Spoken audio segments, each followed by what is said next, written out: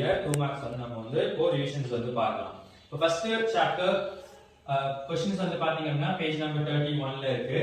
அந்த क्वेश्चंस பாத்தீங்க அப்படினா from the following particulars ascertain profit or loss. இங்க என்ன கண்டுபிடிக்க சொல்றாங்கன்னு பாத்தீங்கன்னா profit or loss வந்து நம்ம வந்து ascertain வந்து பண்ணனும். அது ஸ்டேட்மென்ட் என்ன எழுதணும் ஹெட்டிங் வந்து பாத்தீங்க அப்படினா statement of profit or loss for the year ended எழுதிட்டு particulars rupees வந்து காலம் வந்து மென்ஷன்ஸ் பண்ணிக்கோங்க. ஃபார்மட் வந்து பாத்தீங்க அப்படினா opening capital plus drawings minus additions capital adjusting closing capital minus opening capital அதுல லாஸ்டா வந்து ப்ராஃபிட்டா லாஸா அப்படி நம்ம என்ன பண்ணனும் பார்த்தீங்கன்னா அசெண்டன்ஸ் வந்து பண்ணனும். புக்ல வந்து பாத்தீங்க அப்படினா ஃபார்மட் வந்து ரொம்ப லென்த்தா எழுதிருப்பாங்க. Closing capitals for the year அதெல்லாம் இருக்கும். அதெல்லாம் எதுவுமே தேவையில்ல. இந்த ஷார்ட் ஃபார்ம்லயே வந்து என்ன பண்ணனும் பார்த்தீங்கன்னா ஃபார்மட் வந்து மென்ஷன்ஸ் வந்து பண்ணிக்கோங்க. இப்போ क्वेश्चंस பார்த்தோம் அப்படினா capital at the beginning for the year 1st April 2018, capital at end of the year 31st March 2019, additional capital introduced during the year, drawings during the year அப்படினு சொல்லி கொடுத்திருக்காங்க.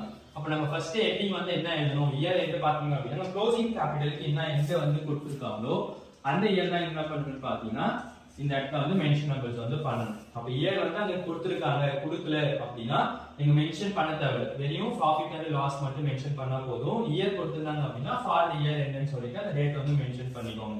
क्वेश्चनல எந்த இதுல வந்து கொடுத்திருக்காங்களோ அதே ஆர்டர்ல வந்து நம்பர்ஸ் வந்து ஃபிட் பண்ணுங்க. ஃபர்ஸ்ட் ஃபார்மட் எழுதிட்டு क्वेश्चंस ஒன் பை ஒன்னா வந்து என்ன பண்ணிக்கோங்க ரீட் பண்ணிக்கோங்க. ஃபர்ஸ்ட் ஒன் பார்த்தோம் அப்படினா capital at the beginning of the year 1st April 2018 இருக்கு. பிகினிங் அப்படினா என்னன்னு பாத்தீங்கன்னா ஓபனிங். அங்க ஒரு क्वेश्चंस பார்த்தா ஓபனிங் இருக்கும் இல்ல டேட் வந்து மென்ஷன்ஸ் பண்ணிருப்பாங்க பிகினிங் வந்து மென்ஷன்ஸ் பண்ணிருப்பாங்க.